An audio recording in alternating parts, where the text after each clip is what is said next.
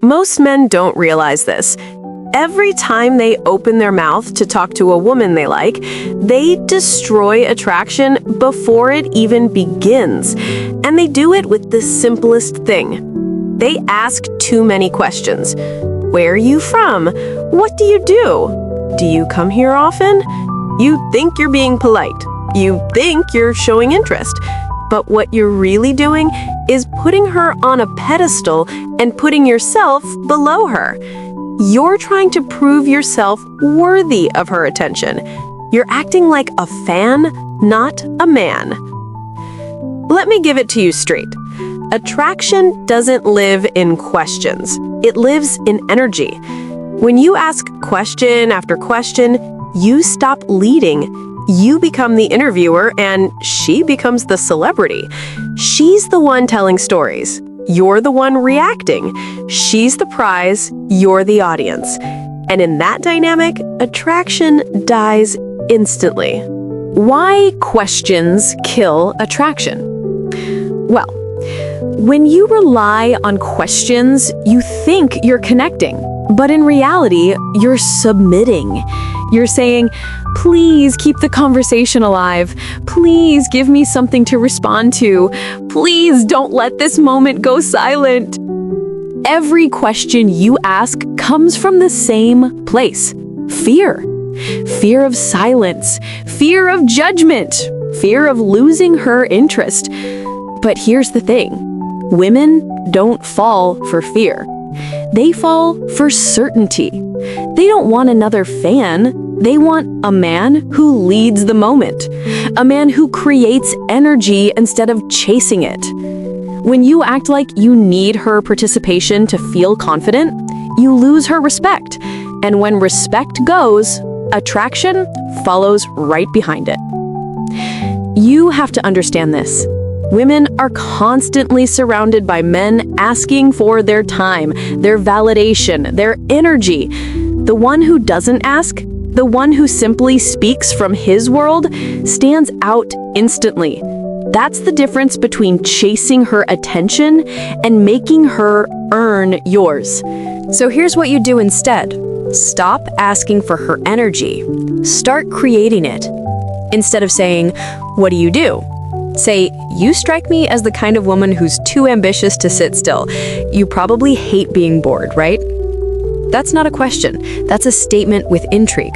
It shows awareness. It shows perception. And it makes her want to respond. You've just flipped the script. Now you're not chasing her world. She's stepping into yours. When you make statements instead of questions, you do 3 things at once. You project confidence. You're not afraid to express your thoughts. You create emotion. She feels something, not just answer something. And you build connection. Because real connection comes from energy, not data. Ask yourself, do you want to learn facts about her, or do you want to make her feel something? Because attraction lives in feeling. And the man who can make her feel something will always be more memorable than the one who just asks good questions. Let's break it down logically. Why does this actually work? Women are emotional communicators. They don't process attraction the same way men do. You might think she's listening to your words. She's actually feeling your energy. When you ask too many questions, your energy says, "I hope you like me.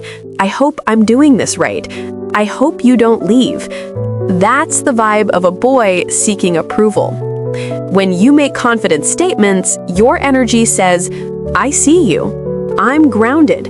I'm not afraid of silence." That's the vibe of a man who leads. It's not about being louder or funnier. It's about being rooted. A man who knows himself doesn't need to fill every second with chatter. He's not afraid to take space. He's not afraid of tension. That stillness, that calm self-possession is what women are drawn to more than anything else. Because deep down, a woman doesn't just want a conversation, she wants a presence. Now let's take a few real-life examples and flip them. You'll see how tiny changes create massive impact. The weak version says, "So, what do you like to do for fun?" The strong version says, You seem like the kind of woman who gets bored easily. I bet you hate routines. Same idea. But the second one shows you see her. You're not seeking info, you're showing perception. Again, the weak version says, "Where are you from?" The strong version says, "You've got that city girl confidence." Let me guess, somewhere fast-paced like New York or London? Even if you're wrong, it doesn't matter because your energy isn't about accuracy, it's about leadership. You're creating direction in the conversation. One more. The weak version says, "How long have you been single?" The strong version says, "You've got that I don't settle easily vibe. You probably intimidate half the guys who talk to you." That line does two things. It shows confidence and it frames her reaction. You've positioned yourself as someone who gets it. When you lead with awareness instead of approval, you build instant chemistry. Because the truth is, attraction doesn't come from knowing her life story. It comes from how she feels around you. If she feels tension, excitement, curiosity, that's what keeps her thinking about you later. Here's the truth. You'll never master talking to women until you master your own energy. The way you speak comes from the way you think. If you see her as the prize, you'll talk like a fan. If you see yourself as the prize, you'll talk like a man.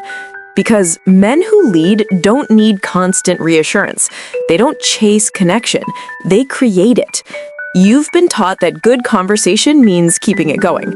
But real attraction isn't about filling space. It's about owning space.